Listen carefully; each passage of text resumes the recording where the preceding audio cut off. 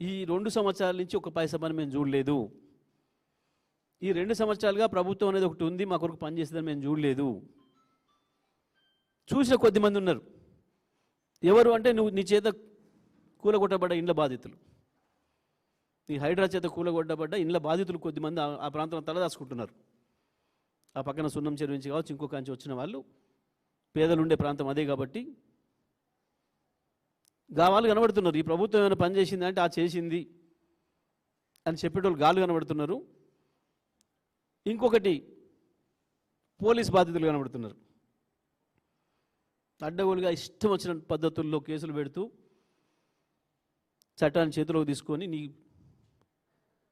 కాంగ్రెస్ కార్యకర్తలలాగా పనిచేస్తున్న కొద్దిమంది పోలీస్ అధికారుల వల్ల ఇబ్బందులు పడుతున్న వాళ్ళు వీళ్ళు ఇద్దరే కనబడుతున్నారు. ఈ ప్రభుత్వం ఏమైనా పనిచేసింది అని చెప్పే మా వర్గాలు ప్రతి ఒక్కరు చెప్తున్నారు. ఏ ఇంటికి పోయినా సార్ కేసీఆర్ ఉండగా మా ఇంట్లో కరెంటు బిల్లు 500 వచ్చింది, ఇప్పుడు 2,800 వచ్చింది అని చెప్తున్నాడు ఒక ఆయన. సార్ కేసీఆర్ ఉండగా మనుషులకు బిల్లు లేకుండే మాకు ఇప్పుడు మనుషుల బిల్లులు 12,000, 15,000, 20,000 పంపుతున్నారు అని చెప్తున్నారు. నీకు గై ఉపయోగపడే పనులాగా కనబడుతున్నాయి. ఇంకా దరిద్రంగా తను చేసింది చెప్పుకోవడానికి లేక కేటీఆర్ ఏదైతే ఛాలెంజ్ చేస్తుండో అభివృద్ధి మీద మాట్లాడదామని మా చంద్రబాబు నాయుడు చేసిండు, మా రాజశేఖర రెడ్డి చేసిండు. సిగ్గనిపించదా? నువ్వు పెత్తనం తీసుకొని నేను మునగానే వచ్చినాక నాయన చేసింది తాత చేసింది చెప్పుకొని తిరుగుతావా?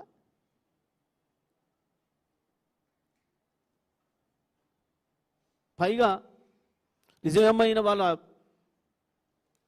మొదటి నుంచి అందులో పుట్టి పెరిగినోడా అంటే నోటికొచ్చిన బూతులు. ఈ రాష్ట్రంలో దేశంలో ఎవరు తిట్టిన తిట్లు రాజశేఖర రెడ్డిని సోనియమ్మని తిట్టింది అయిన.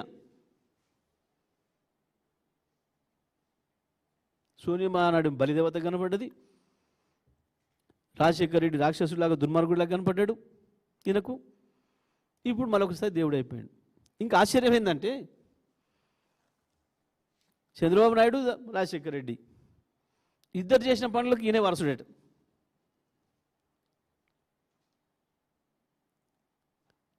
అసలు పోలిక పొంతనేమన్నా ఉందా మాట్లాడితే? జూబ్లీ హిల్స్ ఉప ఎన్నికల్లో నువ్వు ప్రస్తావించాల్సిన అంశాలు ఏంటివి? ఏ బస్తీకి పోతే ఆడేమైనా సమస్యలు ఉంటే నేను గుర్తించిన ముఖ్యమంత్రిగా నా దృష్టికి వచ్చినాయి, ఇది ఏదైనా పరిష్కారం చేస్తా చెప్పాలి. ఇంకా పెద్ద అబద్ధం. సికింద్రాబాద్ ప్రజలు కూడా నవ్వుకుంటున్నారు, ఇప్పుడు బాధపడుతున్నారు. సికింద్రాబాద్లో నేను 4,000 కోట్లు పెట్టి అభివృద్ధి చేసిన 4 రూపాయలే ఇవ్వలే ఇప్పటివరకు. ఎన్నికల అయిపోయిన కాంచి సికింద్రాబాద్లో 4 రూపాయలు ఇవ్వలే ఇప్పటివరకు కంటోన్మెంట్లో. అక్కడ వాళ్ళు మాట్లాడుకోరు, అక్కడ వాళ్ళు చెడు చెప్తూనే ఉన్నారు. అన్ని అబద్ధం మాటలు, ఈ నమ్మకుంది అని పోరంబొక్కు మాటలు నమ్మకుంది అని చెప్పి ప్రతి ఒక్కరు మాట్లాడుకుంటున్నారు. ఒకరికి ఇక్కడి నుంచి అక్కడికి, అక్కడి నుంచి ఇక్కడికి.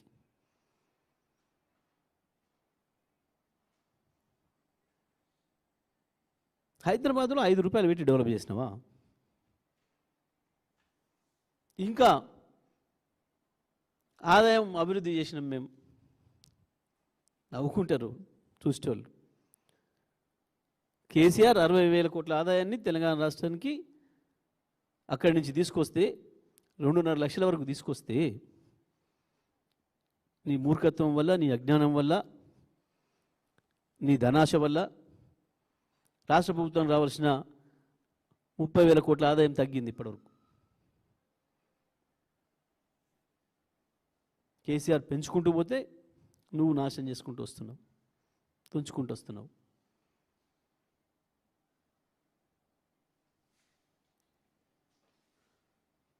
నిలబడతావా ఛాలెంజ్కి? పోదామా ప్రగతి భవన్కు? చూపిస్తావా అందులో బుల్లెట్ ప్రూఫ్ బాత్రూమ్? ఎందుకు నీకు అందులో కూర్చోవడానికి భయమై బట్టి విక్రమ పంపినవా? అందులో వెనక దవ్వుకున్న డోర్ రాకపోతే ఊపిరి ఆడుకుంటూ పోవాలని 100 రూమ్లు నడిచినావు. చూపించాలి కదా ప్రజలకు తెల్లారి పోయి. మేమున్న రోజు నీకు అవకాశం లేదు, లోపల రాలేదు. వాళ్ళు తీసుకుపోయి చూపించాలి కదా.